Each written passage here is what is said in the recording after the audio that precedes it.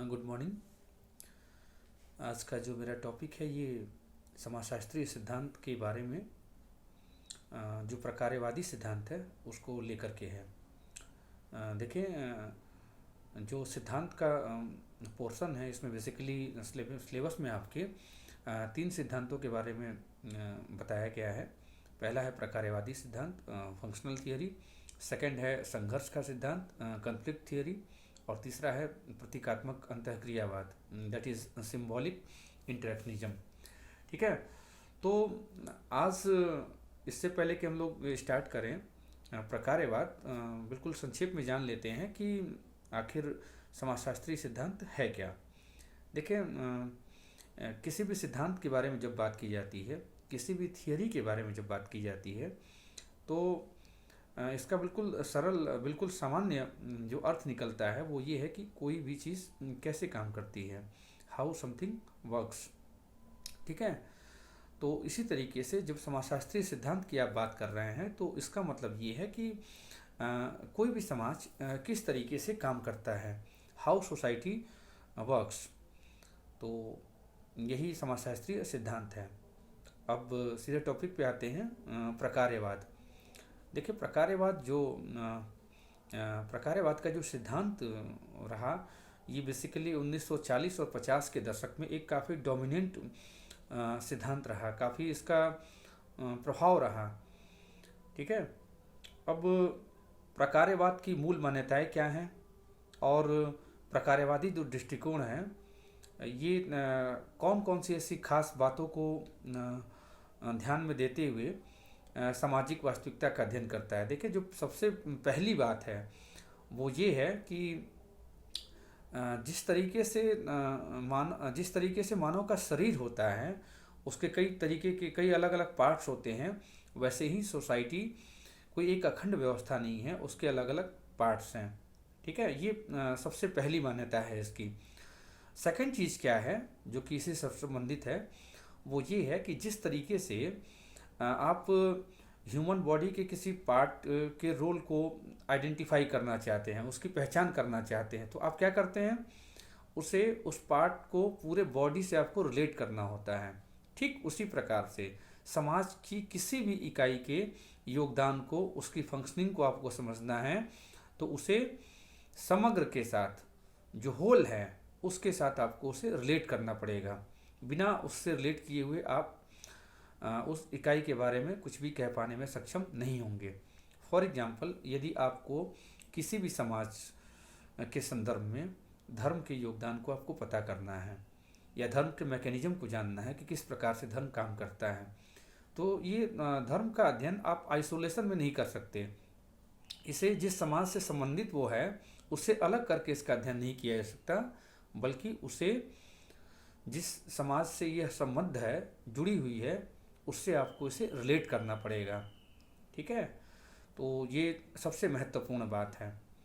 देखिए, इसके अलावे जो सबसे महत्वपूर्ण चीज़ है प्रकारवाद में, वो ये है कि प्रकारवादियों का ये मानना है कि समाज एक व्यवस्था है।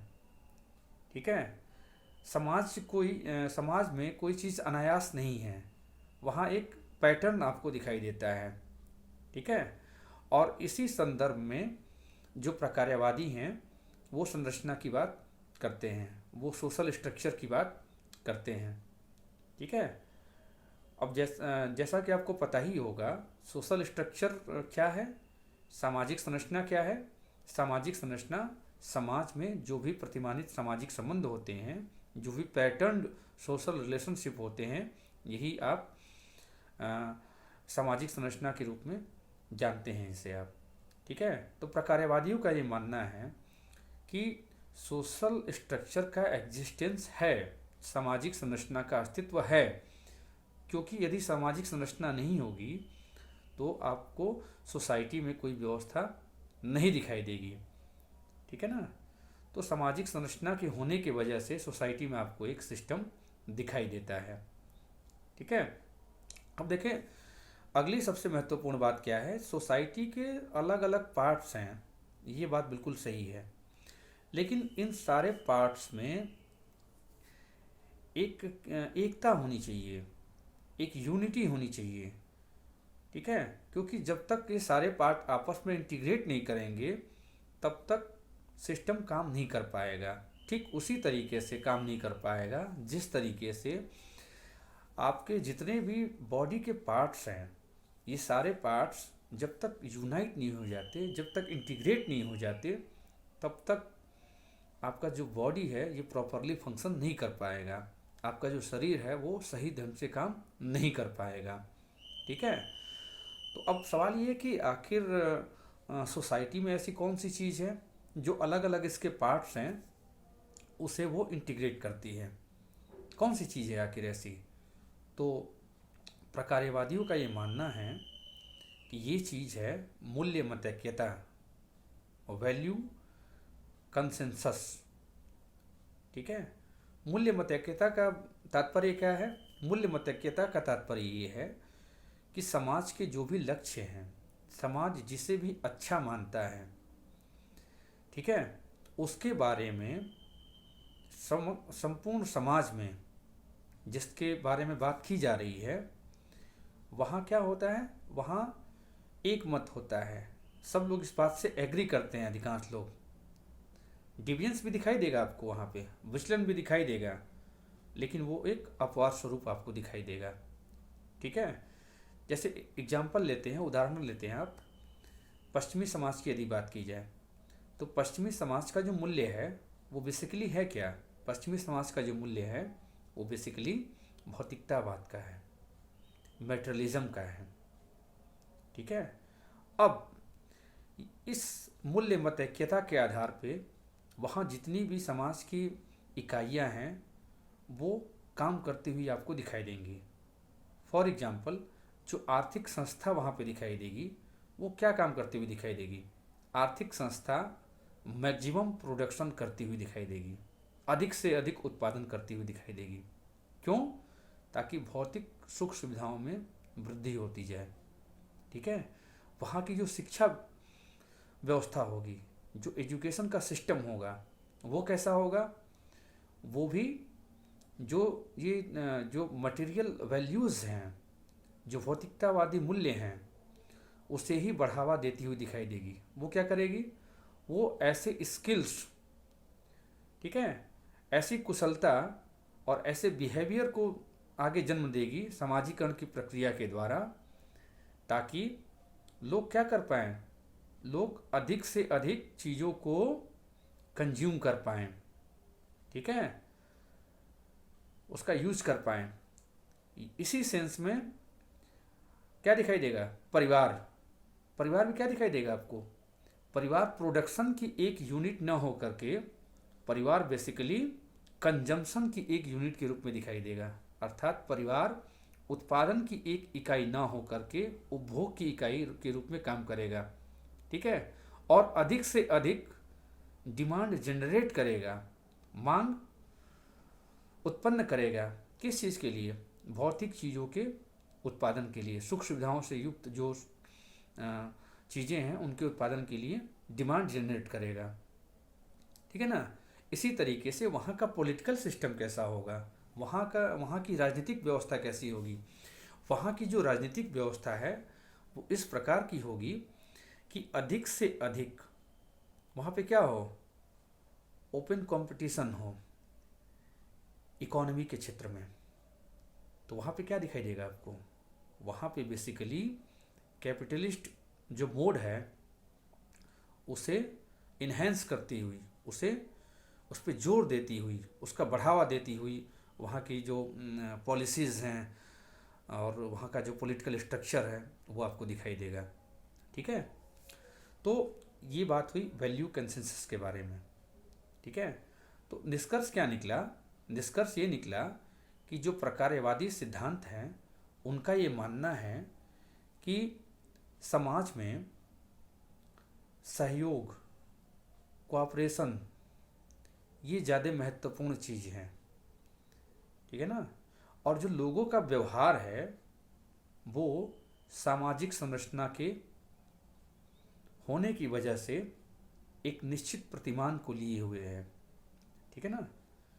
अब इसका भी मैकेनिज्म है। देखिए, जो सोसाइटी के वैल्यूज़ हैं उसे प्राप्त करने के लिए सोशल नॉर्म्स हैं। बात समझना आप ध्यान से, ठीक है ना। जो समाज के मूल्य हैं उसे प्राप्त करने के लिए कई अलग अलग मानदंड बनाए गए हैं, ठीक। और उन्हीं मानदंडों के परिप्रेक्ष्य में आपका जो स्टेटस है, आपकी जो परिस्थिति है और आपकी जो भूमिका है उसकी रचना होती है, ठीक है ना।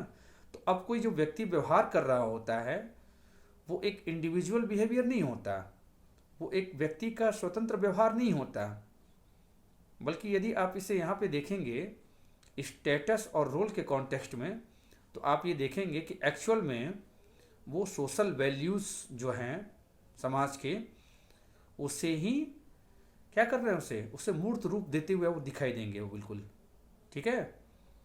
जैसे इंडियन कॉन्टेक्स्ट में यदि आप बात करें तो इंडियन कॉन्टेक्स्ट में एक हस्बैंड होना और एक वाइफ होना, तो देखिए कॉन्टेक्स्ट बड़ी चीज़ है, इसलिए मैंने कॉन्टेक्स्ट वर्ड का यूज किया यहाँ पे। इंडियन कॉन्टेक्स्ट में वाइफ होना और इंडियन कॉन्टेक्स्ट में हस्बैंड होना, ये कुछ अपेक्षाओं को रखता है। खास तरीके से आप देखें हिंदू वैल्यूज़ में, यदि आप पर्टिकुलरली हिंदू सोसाइटी की बात करें तो विवाह क्या है, विवाह कोई एक जन्म की बात नहीं मानी गई है। आप सप्तपदी को लें, जो रिचुअल परफॉर्म किया जाता है विवाह प्रक्रिया के दौरान, 7 जन्मों का बंधन माना जाता है ये। तो उसी प्रकार से अपेक्षाएं भी हैं एक पति से, एक पत्नी से। इसी प्रकार से आप जितनी अन्य भूमिकाएं देखते हैं समाज में, एक शिक्षक से, एक विद्यार्थी से, एक राजनीतिज्ञ से, एक नौकरशाह से, ठीक है। तो ये जो जितने सारे स्टेटस है बेसिकली, और इसका जो डायनामिक फॉर्म है, इसका जो गतिशील रूप है, अर्थात भूमिका या रोल, वो सोशल रोल्स को ही एक्चुअलाइज करते हुए, उसे एक्चुअल फॉर्म देते हुए दिखाई देते हैं, ठीक है। और इस तरीके से सोसाइटी में सिस्टम अर्थात व्यवस्था बनी रहती है, ठीक है। तो निष्कर्ष क्या निकला? निष्कर्ष ये निकला, प्रकार्यवादी सिद्धांत के अनुसार समाज एक व्यवस्था है, society is a system. Second चीज़, समाज कोई अखंड व्यवस्था नहीं है, इसके कई सारे पार्ट्स हैं। तीसरी बात, ये अलग अलग पार्ट्स जो हैं ये आपस में इंटर रिलेटेड हैं, और इनको इंटीग्रेट करने का काम कौन करता है? वो है वैल्यू कंसेंसस, अर्थात मूल्य मतैक्यता, ठीक है। और अगली बात क्या है सबसे महत्वपूर्ण, किसी भी पार्ट को समझने के लिए आपको उसे समग्र के साथ आपको जोड़ना पड़ेगा। देखिए एक महत्वपूर्ण कॉन्सेप्ट और है, वो है प्रकार्य का, फंक्शन का। देखो वैसे तो फंक्शन के कई सारे मतलब हैं, लेकिन सोशियोलॉजी में जो फंक्शन का मतलब है वो है किसी भी इकाई के द्वारा समग्र को, संपूर्ण को दिया गया जो योगदान, यही आपका प्रकार्य है।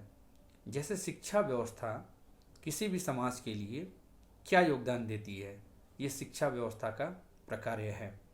धर्म किसी भी समाज के लिए क्या योगदान देता है, ये उसका प्रकार्य है। जाति व्यवस्था फॉर एग्जाम्पल भारतीय समाज के संदर्भ में क्या योगदान है इसका, ये इसका प्रकार्य है, ठीक है। तो आज के लिए इतना ही, थैंक यू।